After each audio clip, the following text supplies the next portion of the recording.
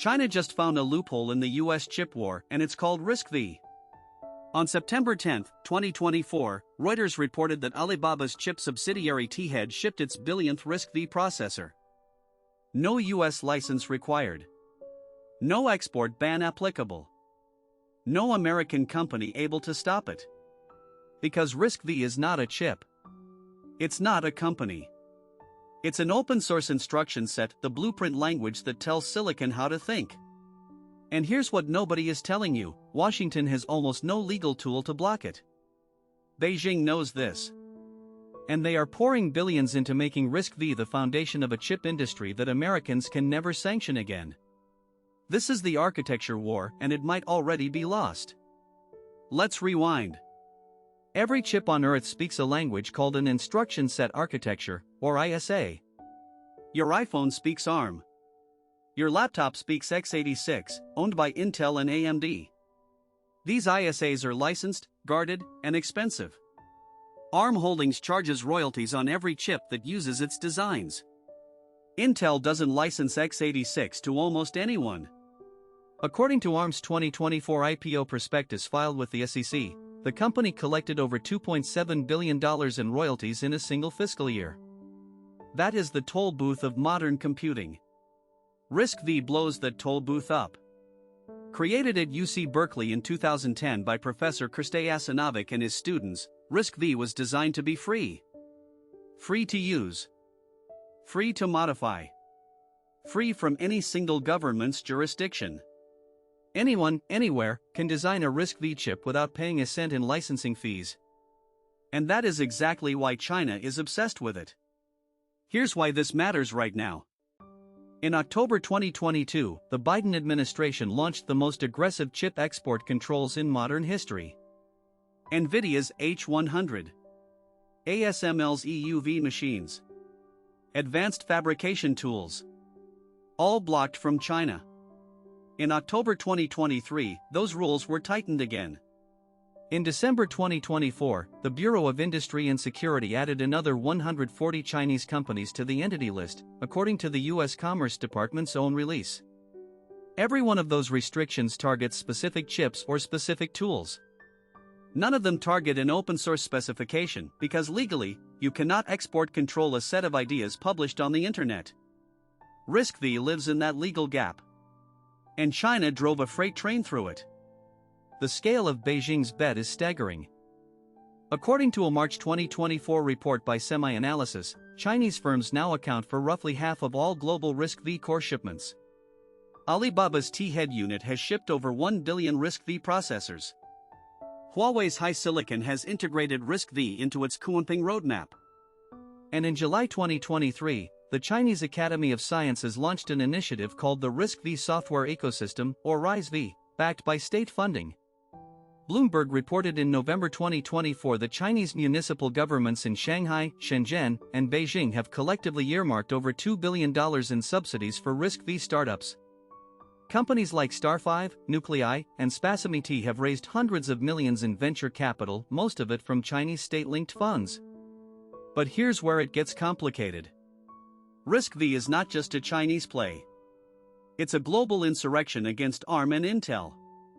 Google announced in December 2022 that Android would officially support RISC-V. Meta is designing RISC-V chips for its AI accelerators, according to a Reuters report in May 2024. Qualcomm co-founded a European RISC-V joint venture called Kintoris in 2023, with Bosch, Infineon, and NXP.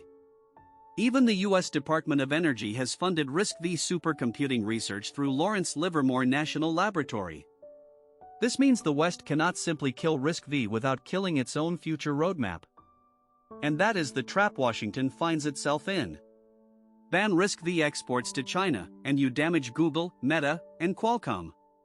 Do nothing, and you hand Beijing the master key to chip sovereignty. Now let's talk about the architecture itself, because this is where the real story lives.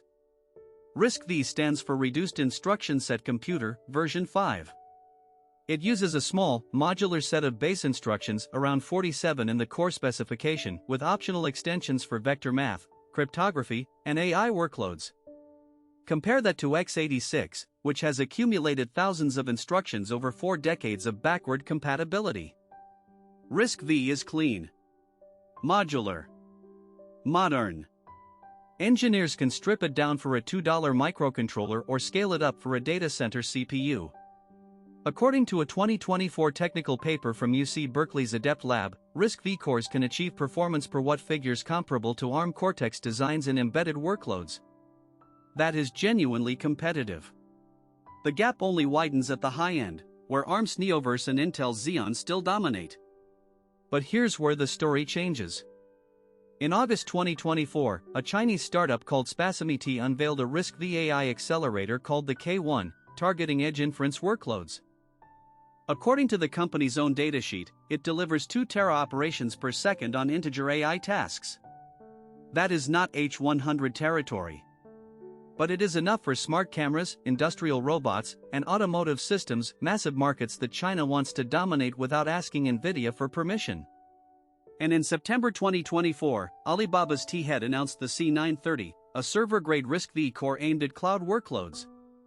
TechInsights reported that C930 samples are already running in Alibaba cloud test environments. The catch-up is happening faster than most Western analysts expected. So what is the counter-move from Washington? Here is the uncomfortable answer: there isn't a good one. In late 2023, a bipartisan group of U.S. senators, led by Marco Rubio and Mark Warner, sent a letter to the Commerce Department urging restrictions on American participation in RISC-V International, the Swiss-based nonprofit that governs the standard. According to Reuters, the request was quietly shelved. Why? Because RISC-V International moved its headquarters from Delaware to Switzerland in 2020 specifically to avoid U.S. jurisdiction. That was not an accident. The foundation's leadership saw the export control storm coming and preemptively made themselves untouchable. As RISC-V International CEO Callista Redmond told the Financial Times in early 2024, the organization is committed to remaining neutral and open to all members regardless of nationality. Here is what nobody is saying out loud. Even if Washington banned every American engineer from contributing to RISC-V tomorrow, the specification is already public. It cannot be recalled. Chinese engineers can fork it, extend it, and build a parallel ecosystem indefinitely. The only meaningful US leverage is at the fabrication layer, TSMC, Samsung, and the EUV bottleneck. And that leverage is real but temporary. SMIC in Shanghai is already producing 7nm RISC-V chips using DUV multi-patterning, according to a TechInsights Teardown published in 2024. Yield is low. Cost is high. But it works. And with every generation, the gap narrows. So what does this mean for investors? 3 things. First, ARM Holdings faces a long-term royalty erosion risk that its current valuation may not fully price in. If even 20% of the embedded and IoT market shifts to RISC-V over the next decade, ARM's per-unit royalty stream compresses meaningfully. Second, the fabrication choke point gets more valuable, not less. TSMC, ASML, Applied Materials, and Lam Research become the true moats of the industry because architecture is now free, but manufacturing is not. Third, watch for RISC-V ecosystem plays, companies building compilers, verification tools, and IP cores.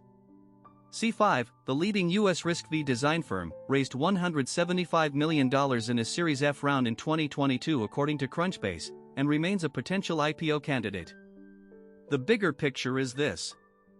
For 40 years, the chip industry ran on proprietary architectures controlled by a handful of American and British companies. That era is ending.